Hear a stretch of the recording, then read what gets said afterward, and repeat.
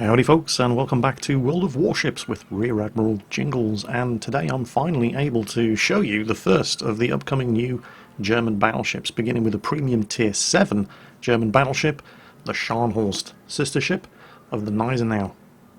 There's often some confusion over whether or not these are the Scharnhorst or the Gneisenau class of battleships. They are actually the Scharnhorst class. Scharnhorst was the lead ship of the class. A keel was laid down on slipway number 2 at the shipyard in Wilhelmshaven on the 15th of June 1935, before construction commenced on the Gneisenau. The Gneisenau, however, was the first of the two ships to be completed and the first to put to sea. Scharnhorst was launched on the 3rd of October 1936 and commissioned into the German Navy on the 7th of January 1939. Scharnhorst's war career started with a bang on the 23rd of November 1939, when the very unfortunate British auxiliary cruiser, the Rawalpindi, while investigating an enemy sighting in the vicinity of the Faroe Islands, ran into the Scharnhorst and the Gneisenau. The Germans offered to accept the Rawalpindi's surrender.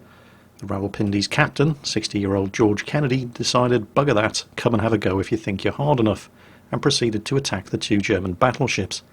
Just in case you're wondering, an auxiliary cruiser is one of these that's had a couple of these stuck onto it. To the great surprise of absolutely nobody whatsoever, the following one-sided engagement resulted in the Rawalpindi very quickly looking like this, at the cost of 238 British lives, but they did at least manage to scratch some of the paintwork on the Scharnhorst after scoring one direct hit with one of the Rawalpindi's 6-inch guns. The Scharnhorst managed to rescue 37 British sailors from the seas before rescue operations were interrupted by the arrival of the British cruiser HMS Newcastle. Scharnhorst and Gneisenau, realising that more British ships were on the way, abandoned rescue operations and turned for home, with the British capital ships HMS Hood, Nelson and Rodney and the French battlecruiser Dunkirk in hot pursuit. Ironically, both the Scharnhorst and the Gneisenau suffered more damage from bad weather on the return to Wilhelmshaven than they had so far at the hands of the Allies. The Scharnhorst's next encounter with the Royal Navy would prove to be somewhat less than glorious. Early in April 1940, during the invasion of Norway and Denmark, the Gneisenau and the Scharnhorst had been earmarked as covering ships for the assaults on Narvik and Trondheim, and early on the morning of the 9th of April, radar contact was made with the British battlecruiser HMS Renown. The British battlecruiser opened fire on the Gneisenau, with both German battleships returning fire a few minutes later. Early on in the engagement, the Gneisenau was hit, and one of her rear gun turrets was knocked out of action. Having scored some disabling hits on the Gneisenau, just under an hour after the start of the engagement, HMS Renown shifted her fire to the Scharnhorst, who began manoeuvring to avoid return fire, and at this point the Scharnhorst's fire control radar malfunctioned, preventing her from scoring accurate hits on the Renown in return.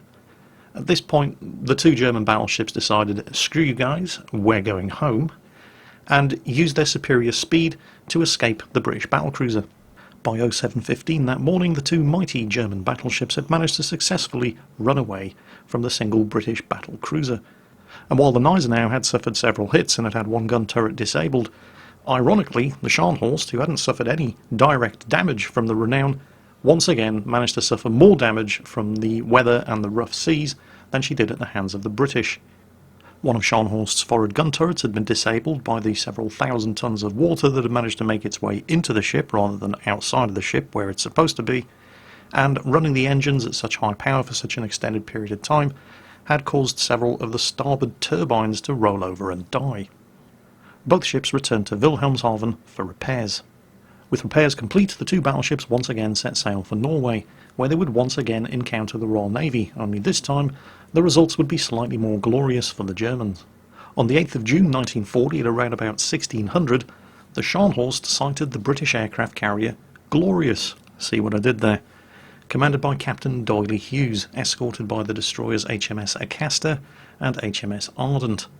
At 16:32, the Scharnhorst opened fire from a range of 28,500 yards. 6 minutes later, at a range of 26,300 yards, the Glorious was hit in the flight deck, starting a huge fire. The Gneisenau opened fire at 16:42, and a few minutes later hit the Glorious in the bridge, killing the captain and most of the crew there. At 16:56, the Scharnhorst and the Gneisenau ceased fire temporarily due to a smokescreen that had been launched by the escorting destroyers. HMS Ardent launched 8 torpedoes, but didn't score any hits and was sunk by the combined fire of both of the German battleships, at 17:25. The Glorious once again came under fire, and at 17:20 she was hit in the centre engine room. Meanwhile, the surviving destroyer HMS Acasta closed in, and at about 17:30 managed to score a torpedo hit on Scharnhorst's starboard side, directly under one of Scharnhorst's 28cm gun turrets. The resulting hole caused by the torpedo flooded the ship with 2,500 tons of water and cost the lives of 48 German sailors. Heavily damaged at this point, the Glorious capsized and sank at 18:10, and HMS Acasta finally succumbed to the combined firepower of both German battleships at 18:20. In all, the engagement cost the lives of 1,500 British sailors, and it cost the Scharnhorst 212 28cm shells and 842 15cm shells. Throughout 1941, the Scharnhorst would conduct several very successful sorties into the Atlantic, raiding British merchant shipping. In 1942, the Scharnhorst would take part in one of the great British cock-ups of World War II, the infamous Channel Dash. In January 1942, German Naval High Command made the decision to move the battleship Scharnhorst and Gneisenau and the heavy cruiser Prinz Eugen away from the French Atlantic ports to ports in Norway where they wouldn't be as vulnerable to Allied air attack. This, of course, would mean running the gauntlet of the English Channel. The British actually had a plan formulated to deal with an anticipated breakout of these German capital ships. It was codenamed Operation Fuller. But thanks to the staggering incompetence of the Royal Air Force, the plan either wasn't known to the people who were supposed to implement it, or it was implemented too little or too late. A pair of Royal Air Force Fighter Command Spitfires spotted the German fleet, heavily escorted by German fighters, in the Channel at around about 9 p.m. But they were under orders to maintain strict radio silence, and so they didn't actually get to tell anybody about it until an hour and a half later when they landed. And when they did tell their superiors about it, their superiors didn't bother to inform anybody like the Royal Navy or Royal Air Force Bomber Command. Royal Air Force Bomber Command mobilised 342 bombers to attack the German fleet, but only did it 3 hours after the German fleet had already passed Dover. And of the 242 bombers assigned, only 39 of them even found the target, and none of these scored any hits. Eventually, it fell to the Fleet Air Arm to do something about it. 6, count them, 6, Fairey Swordfish torpedo bomber biplanes were mobilised to attack. They were supposed to have been escorted by 3 whole Royal Air Force Fighter Command squadrons of Spitfires. Only one of them turned up. Despite being let down by the Royal Air Force, the Fleet Air Arm torpedo bombers pressed their attack, and all 6 were shot down, 3 by flak and 3 by escorting German fighters, which prompted Rear Admiral Ciliax, the commanding officer of the Scharnhorst and the admiral commanding the flotilla, to say, "The mothball attack of a handful of ancient planes piloted by men whose bravery surpasses any other action by either side that day." In total, the Royal Air Force sent 675 aircraft to locate and attack the German flotilla that day. Unfortunately, since the overwhelming majority of these aircraft didn't even make it off the ground until 3 hours after the ships had already sailed past Dover, the overwhelming majority never even found their targets, and those that did failed to score a single hit. 1943, however, would prove to be a less than happy year for the Scharnhorst. On Christmas Day 1943, at around about 1900 hours, the Scharnhorst departed Altafjord with the destroyers of the 4th Flotilla for Operation Ostfront, which was to intercept convoy Juliet Whiskey 55 Bravo en route to the Soviet Union. The following day, on the 26th of December at about 0834 hours, Scharnhorst was detected by the heavy cruiser HMS Norfolk from a distance of around about 32,000 yards. Shortly afterwards, the light cruisers Belfast and Sheffield of Force 1 under the command of Vice Admiral Burnett also obtained contact, and 0924 the Belfast opened fire on the Scharnhorst from a range of 13,000 yards, followed by the Norfolk at 0930. Scharnhorst replied with her after turret, but failed to score any hits. Scharnhorst was hit by 2 8-inch shells from the Norfolk. One shell struck the battery deck but failed to explode, and the other hit the foretop and disabled the Scharnhorst's radar. Scharnhorst turned away southeast at 30 knots and then altered course to north. Shortly after 1200, the Scharnhorst ran once again into the cruisers of Force 1 and opened fire at about 1230 with her main and secondary batteries.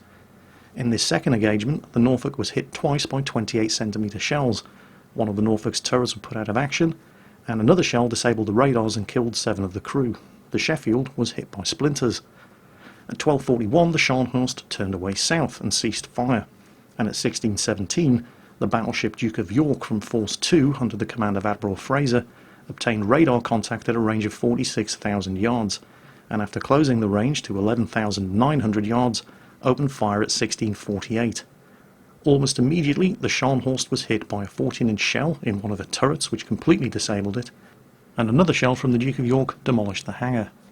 At 1657, Belfast and Norfolk opened fire once again. The Scharnhorst was repeatedly hit, but managed to increase the distance thanks to a superior speed to a range of 21,000 yards. At 1820, just as the Scharnhorst was about to escape from effective gun range, a 14-inch shot from the Duke of York passed through the Scharnhorst's upper armour belt and demolished the number 1 boiler room. The Scharnhorst's speed dropped to 22 knots. At 1850, the destroyers of Force 2 closed in for torpedo attacks and scored 1 torpedo hit on Scharnhorst's starboard side and 3 more on the port side. The battleship's speed dropped further to 20 knots, which allowed the Duke of York and HMS Jamaica to close the range to 10,500 yards and open fire again at 1901, scoring numerous hits. Scharnhorst still returned fire with 2 remaining turrets, but thanks to the fire control radar being knocked out, none of these shots were accurate. At 1912, the cruisers of Force 1 opened fire, and the cruisers Jamaica and Belfast closed into torpedo range along with the destroyers Musketeer, Opportune and Virago. The Scharnhorst finally capsized and sank at 1945 hours. Only 36 of the crew survived. So, what's the ship like in World of Warships? Well, she's not going to be to everybody's tastes, I can tell you that for nothing. She is a good ship, but you have to be good to get the most out of her. What do you mean by that, Jingles? I'll show you. Looking at the stats, first of all, the survivability is actually pretty good. It has a good chunk of hit points for a Tier 7 battleship, 56,300, and the armour is pretty good as well. It has up to 350mm of armour protecting the citadel and the main gun turrets. The armoured deck is alright, with up to 95mm of deck armour to protect you against plunging fire. The forward and after ends of the ship, however, are kind of weak, with only up to 90mm of armour. Bad news is that the torpedo armour belts are not very good on the Scharnhorst. They only give you 24% torpedo damage reduction from torpedoes that strike the anti-torpedo belt on the side of the ship. That's not very good at all. We're going to look at the guns last, however, because it's the guns that make this ship unique. The Scharnhorst comes with torpedoes. They're not amazing torpedoes, but, well, it's a battleship with torpedoes. It's got 2 launchers, 1 on each side, and they only have 3 tubes. Maximum damage of the torpedoes is 13,700. They have a 6-kilometre range, and they're pretty quick, with a speed of 64 knots. You're probably not going to be taking out another battleship with the broadside of these torpedoes, but you definitely, well, unless it's already suffered substantial damage, but you're definitely going to inflict some damage on them if you manage to get this ship within 6 kilometres. Anti-aircraft defence is not bad. It has a rating of 50, but most of the guns are close range only. It's got a lot of these 20mm, which have a 2-kilometre range and 30 damage per second. It's got some of these quad-barrel 20mm, which also have 30 damage per second and a 2-kilometre range. It has 8 double-barreled 37mm AA guns with only 21 damage per second, but a range of 3.5 kilometres. It does have these very, very good 105mm anti-aircraft guns. It's got 7 of them, they're double-barreled, and they have a range of 4.5 kilometres and 116 damage per second. They actually comprise part of the secondary batteries, which we'll be taking a look at later as well. Maneuverability of the ship is very, very good. It's fast and has a speed of 30 knots. Add a signal flag and you can probably get a top speed of about 31.5 knots out of this thing. The turning radius is, it's alright for a battleship, I suppose, 800 metres, but the rudder shift time is very, very good for a battleship, only 14.5 seconds. As far as concealment goes, well, it's not great, but it's not terrible either. Detectability range by sea, 15.2 kilometres, by air, 12.4 kilometres. But it's the guns of this ship that make it special. How so, Jingles? Allow me to show you. When I was speculating on what kind of weapons these German battleships were going to be fitted with, I was kind of hoping that the Scharnhorst or its sister ship, the Gneisenau, would get these 11-inch guns, these 28-centimeter guns. And that is, in fact, exactly what happens here on the Scharnhorst. Now, this is both a blessing and a curse. I speculated that with these 11-inch guns, the German battleships would be incredible cruiser hunter killers, because that's pretty much what they were really designed to do. They weren't really supposed to go toe-to-toe with other battleships. Instead, they were commerce raiders. They were supposed to engage convoys, deal with the cruiser escorts, and just sink merchant ships. And these 28-centimeter guns should be absolutely ideal for that sort of thing. And they kind of are, but, well, they kind of aren't as well, and this is what makes the Scharnhorst difficult. These 28-centimeter guns, they do reload very, very quickly. They only have a 20-second reload. And they turn very quickly as well, with a 25-second 180-degree turn time. The accuracy, however, isn't great. 242 meters. I mean, it's not terrible, but it's not that good either. The high explosive shells on these 28-centimeter guns are underwhelming. They only do 3,200 damage, and they only have a 20% chance of fire on target caused by high explosive shell. Some of the American battleships, for example, have 35 up to 40% chance of setting fire on target. Not so much with these 11-inch guns. The maximum armor-piercing shell damage, 7,600. Again, not great, but these are only 11-inch guns, and that's kind of offset by the fact that they fire so fast. It's not like other battleships where you spend 30 seconds, 35 seconds waiting to get your guns loaded, fire a broadside, every shot misses, and then you have to sit there for an eternity waiting to have another roll of the dice. With the Scharnhorst, at least, the guns fire fast enough that when that battleship accuracy strikes and all of your shots miss, you don't have to sit around waiting so long to have another go. The firing range is also pretty good, 19.9 kilometers. And they're relatively fast shells as well. The velocity is 890 meters per second for both the armor piercing and the high explosive, which means that when you do switch between different shell types, you don't have to recalculate how much lead you have to give to the target, because the velocity of both shells is exactly the same. So on paper, you've got a battleship that's fast, well armored, has a good chunk of health, and has got decidedly un-battleship-like low caliber guns. In fact, they're the lowest caliber guns of any battleship in the game, including the Japanese Tier 2, which should, on paper, make this an unparalleled cruiser hunter killer. And it is, under the right circumstances. And the right circumstances in the Scharnhorst are not the right circumstances in any other battleship in the game. That is the side of a New Orleans Tier 8 cruiser. The range is less than 10 kilometers, which is point-blank range for a battleship. And what? Only 2 shots hit and 1 of them bounced? That ship only has 127 millimeters of side armor.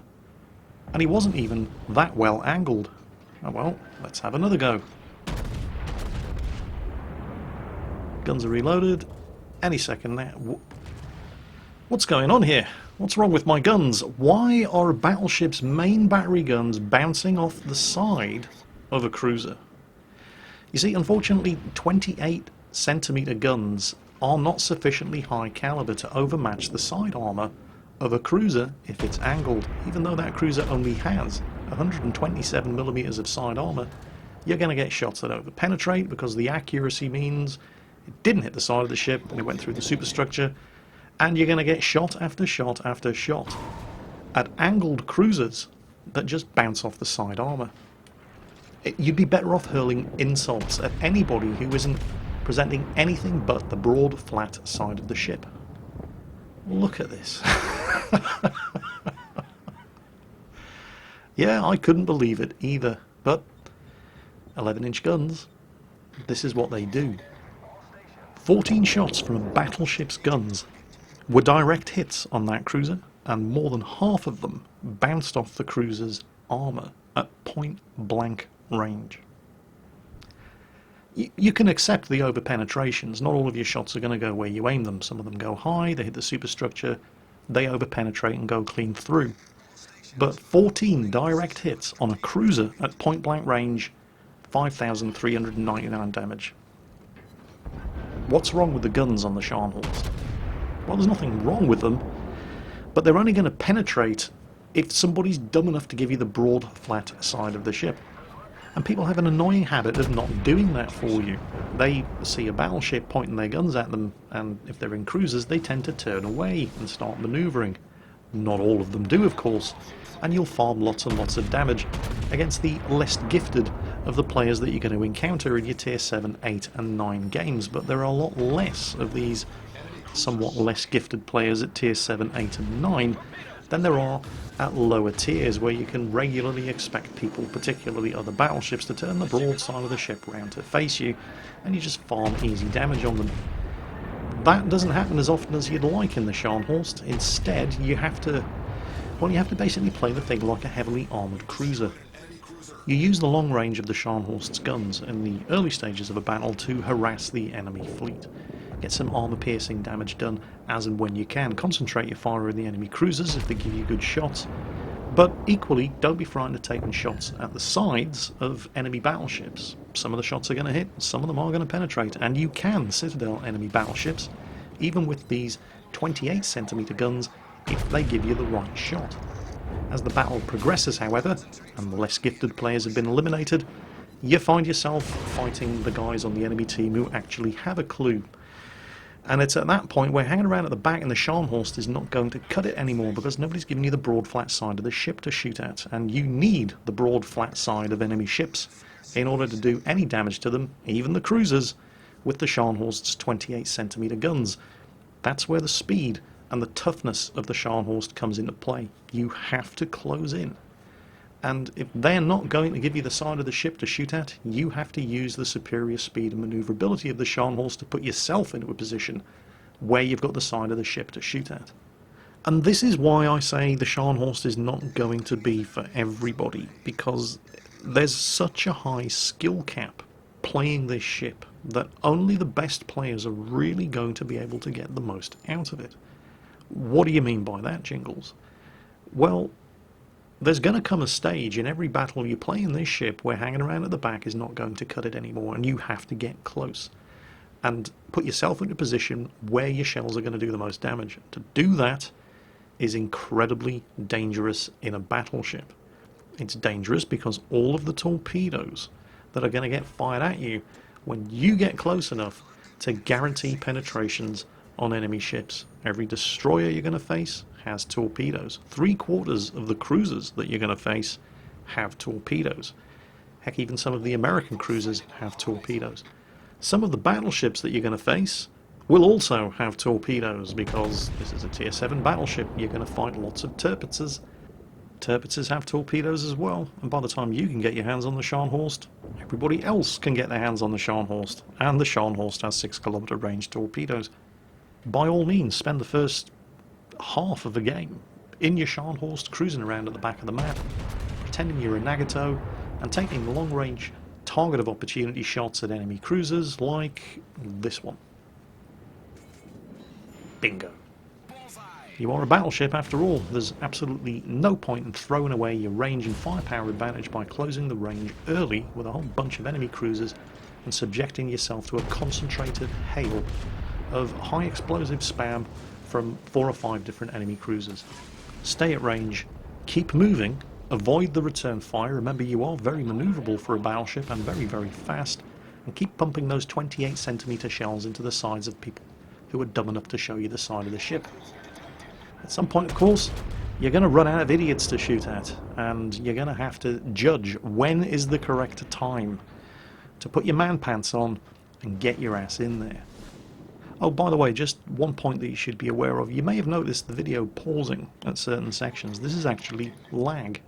When I was recording this battle, if you have a look up there in the top left corner of the screen, occasionally you can see my lag spiking as high as 800 or 900 milliseconds. Occasionally I was actually hitting the fire button and half a second was going by before anything happened. This is some of the most horrific lag I've ever experienced while playing World of Warships, which is kind of ironic because this is also the best game I've ever had in the Scharnhorst. Opinions on the Scharnhorst, I've found, have been split straight down the middle. Those of us who have had the opportunity to playtest it either love it or hate it. I've yet to meet anybody who said the Scharnhorst, yeah, it's alright. It's either a great ship or it's the worst ship you've ever played. Opinions have been very, very polarised about this ship, and it's all because of these 28cm guns. And the fact that these guns must be fired into the flat side of a ship to do anything, and it's irrelevant whether or not you're shooting at a battleship, a cruiser, or a destroyer. Okay, you fire a destroyer, you're going to overmatch, because it's a destroyer and you're firing armor piercing. But cruisers, even tier 5 cruisers, like this Omaha for example. Oh, perfect example. What's this? The Omaha it has a reputation as a floating citadel. It's almost as bad as the Pensacola. But from the front, I can't penetrate his armor with a battleship's main battery guns. Watch this. Count the bouncers and over penetrations. Yep. What I should have done was fire at the Nagato behind him. I can penetrate the side of the Nagato from this range, no problem, providing they hit, of course. Which is where you take the roll of the dice with battleship main gun accuracy. But it's a better roll of the dice with the Scharnhorst, because it only takes you 20 seconds to reload if your first salvo misses or fails to penetrate. And that's why the Scharnhorst is the kind of ship that only the best players are really going to be able to get the most out of. And it's for two reasons. One, target selection. Generally speaking, in any other battleship, you see a cruiser, he's in range, regardless of the angle he's showing to you, you fire the guns. I mean, if he's in the turn and he's going to give you a better angle to shoot at, then you wait and you take the shot. But if he's not in the turn, you fire the guns anyway. You'll probably, if you get a good square hit on the bows of the ship, if he's sailing straight towards you, get an overmatch on his bow armour and do a lot of damage. That is never going to happen, not in the Scharnhorst. So knowing which target to shoot at, or putting yourself in the position to get the best shots at the targets that are available, is a key skill in this ship, and not everybody has that skill. The second skill, as I mentioned earlier, is knowing when to turn around and take the fight to the enemy. And I'm about to demonstrate the wrong moment to turn around and take the fight to the enemy. That's a lot of enemy ships, and I was surrounded by a whole bunch of friendly cruisers. Unfortunately, they've all buggered off and left me, which means that all of these enemy ships now have nothing else to shoot at but me. So I've realised my error at this point. That is a lot of enemy ships, and what I'm going to do is I'm going to beach myself on that island, which should provide me with some cover from all of those enemy ships over to the left, and angled focus my fire on this Wyoming. There you go, citadel penetration. Nice flat side of the ship. Scharnhorst's 28cm guns can penetrate it, and a couple of non-citadels that also did some damage. Right, I'm burning, but it's only one fire, and I'm about to be outflanked. So, okay, the Wyoming shouldn't have any return shots at me, but these guys are getting uncomfortably close. In fact, they're in torpedo range, and if they're in my torpedo range, I'm in their torpedo range as well. So I'm turning the ship around, reversing out. The secondaries are opening up, but that is a lot of enemy ship, and I am having a severe case of the Admiral Akbars at the moment. Our battle cruisers cannot repel firepower of that magnitude. So I'm pretty much done here, but I'm going to go down swinging. My secondaries are engaging the York. Instead, I switch fire to the Nürnberg behind him. He's actually giving me a slightly better angle, and I'm able to citadel him. The rest of the ships on the team have turned around at this stage and realised, oh, actually, that Scharnhorst's fighting a whole bunch of enemy cruisers. Perhaps we should do something to help him. And their help is going to be invaluable. Torpedoes coming in, turned. I'm going to eat one of them. Nothing I can do about that, but I'll be in a position to start recovering some health very soon, and more importantly, I'm not flooding. The York's turned in, presumably to try to get some torpedoes away from the other side, so I ready my torpedoes, but he gets taken out before he can launch by the friendly cruisers. And the Nürnberg up ahead got taken out as well, so my torpedoes are still in reserve. And oh, look at this Kirov. Torpedoes away against the Kirov. I should probably start recovering some health pretty soon. Yep, now will do. I've been set on fire twice. And then, oh, another fire. Right, now is the time to put the fires out and use the damage control ability and actually give the damage repair ability something to work with. The Kirov is down. He has sailed right into those torpedoes. It's only a matter of time. There he goes. Start to turn against the two fresh enemy cruisers that have appeared over to the right-hand side. Get some shots out against the shores. And bang, double strike. Citadel him as well. 6 enemy cruisers came around the corner of that island. We lost no ships. It took 6 enemy cruisers to put me down. And they did eventually put me down. But at the point where those enemy cruisers first steamed around the headland, I'd only done 37,000 damage in this game. And I'm now looking at 90,000. And it's all happened at close range in the Scharnhorst over the course of 2 minutes. That's why this ship is a beast at close range, and I could have done more damage here. Unfortunately, lag killed me. I was hammering the fire button, but at this point in the game I was suffering from so much lag that there was a half-second delay between me hitting the fire button and the shells actually leaving the barrel of the gun. Otherwise I may very well have sunk that guy as well. Now that's the best game I've ever had in the Scharnhorst, and well, it was respectable. It wasn't spectacular. I mean, the action was spectacular, particularly towards the end, but the result, 90,000 damage, nothing really to shout about. The thing is, I was only really able to do that 90,000 damage because I had a whole bunch of cruisers who'd never come across a Scharnhorst before, and they all gave me the broad flat side of the ship. And so I was able to do a very respectable amount of damage in the last 2 minutes of that game. And this is why I'm cautious to recommend the Scharnhorst to everybody, because at the moment nobody knows how to deal with the Scharnhorst. They're very, very rare. There's only a few super testers and select community contributors who've actually had the opportunity to play this thing, so nobody's really seen the thing in random battles. But once this thing goes on sale, people are going to start wising up, particularly the cruiser captains. At the moment, a cruiser sees a battleship, he thinks, oh shit, it's a battleship, starts turning away, evading, what have you. As soon as he realises it's a Scharnhorst, however, they're just going to go, it's only a Scharnhorst, turn the bows towards him, he's going to bounce or over-penetrate every shot that hits, get close enough, fire torpedoes, bang, dead Scharnhorst. And that's why I hesitate to recommend this ship to everybody. If you're very, very good at World of Warships, you're probably going to love this ship. If you're not, and let's face it, most of us aren't, this is going to be a ship that's going to be insanely frustrating to play, thanks to those 28cm guns just not being high enough caliber to overmatch the armour of cruisers that are even slightly angled.